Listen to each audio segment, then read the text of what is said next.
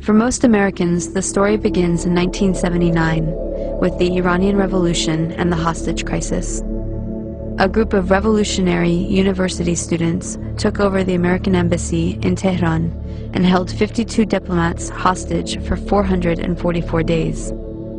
To help burn this into the American narrative, the news show Nightline was created with a nightly tally of the number of days since the crisis started. But to really understand, we have to go back to 1953, which is where the story begins for most Iranians. This was the year that the US overthrew Iran's democracy and installed the Shah, a pro-US dictator. In 1951, Dr. Mohammad Mossadegh was the first elected official who was appointed as Prime Minister of Iran by popular demand. He saw that the wealth needed to build Iran was leaving the country because over the past 50 years its vast oil reserves were under British control at the hands of the Anglo-Iranian Oil Company, later to become BP or British Petroleum. So Mossadegh became hugely popular for nationalizing the oil industry and taking back the oil. Hugely popular at home, but quite unpopular with the British government. Britain took Iran to the World Court over the matter and lost. They tried to hit Iran's economy by blockading the Gulf and halting trade. They tried to convince the US to assist with regime change, but then President Truman was not interested. However, when US President Eisenhower took office in 1953, Britain was able to persuade him under the Cold War pretext that Mossadegh relied on Iran's Communist Party for power. The newly formed CIA was sent to engineer a coup, codenamed Operation Ajax. Iran's monarch, the Shah, returned to power. He had previously been weakened by the new parliament, a short democratic experiment designed to limit his powers. After 1953, he returned fully backed by UK and US power, and the oil was soon flowing under control of Britain, America, the Netherlands, and France.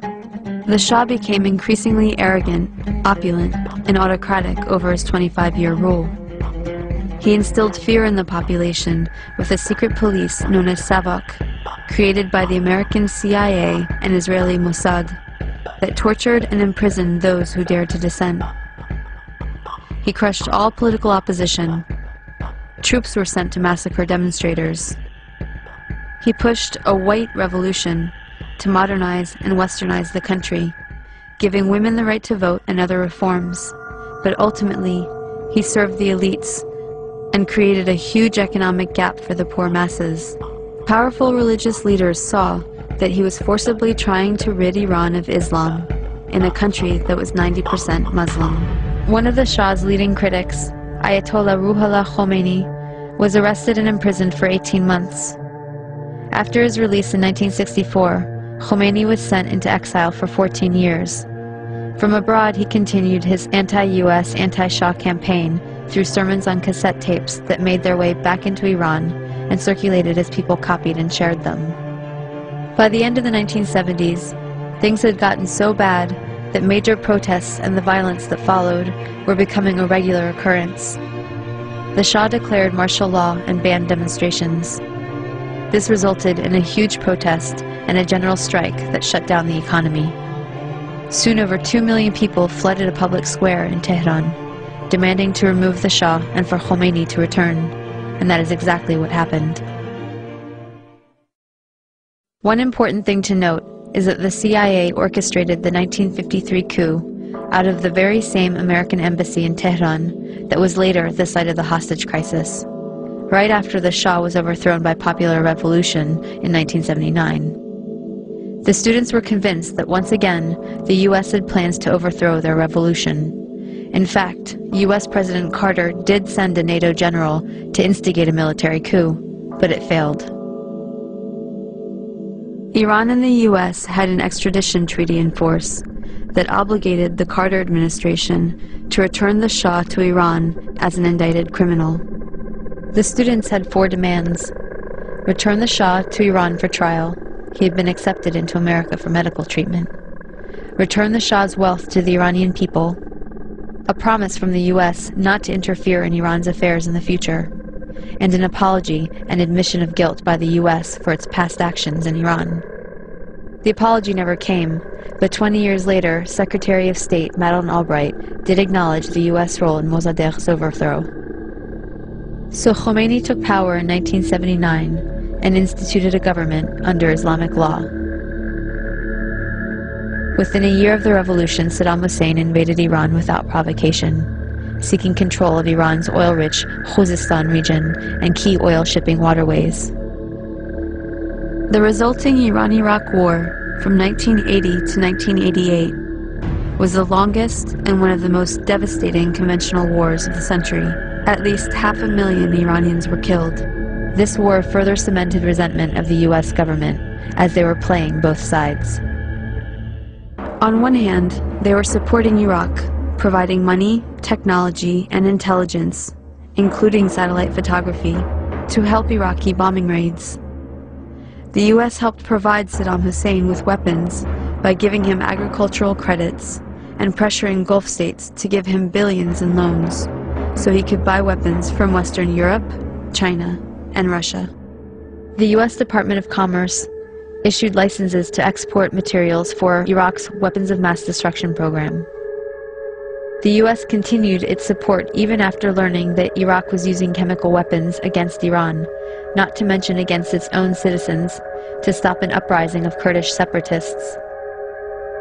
But the imperialist tradition also called for maintaining regional balance of power. So the U.S. also armed Iran, not letting any one regional power get secure enough to dominate or to ally with its neighbors to challenge U.S. hegemony. In this case, it came in the form of the Iran-Contra scandal. U.S. President Reagan needed money to fund an unjustified war against Nicaragua, but was forbidden to do so by Congress. So U.S. arms were illegally sold to Iran through Israel and South Africa, and the proceeds went to the Nicaraguan Contras. This allowed Reagan to get around Congress to support a campaign of kidnap, rape, torture, and murder, for which the U.S. was convicted by the World Court for unlawful use of force.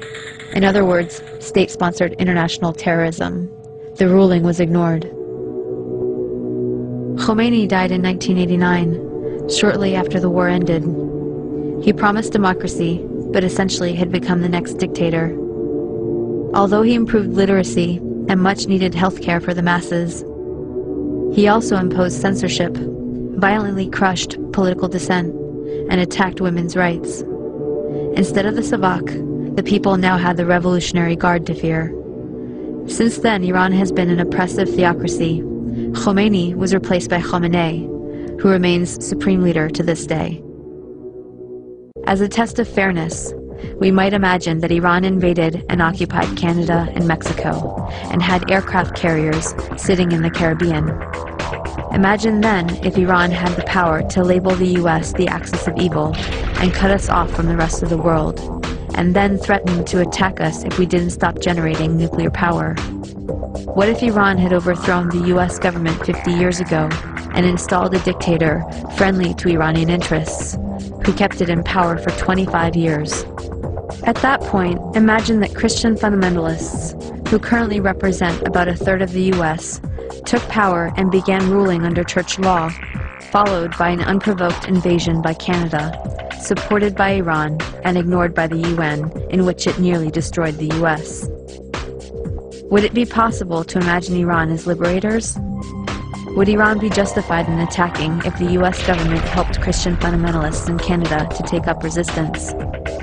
Would it be justified to hate and fear all Christians because of the ones that took and abused power in this context? This is not about good guys and bad guys. Both the American and Iranian governments are working against the interests of the people. But the deadly game of chicken was begun by the U.S., and the U.S. has the power to end it. We should look at our current policies and actions against Iran, look at some better options, and figure out a way to change the minds of the people running our government and prevent another criminal enterprise that will cost many more lives.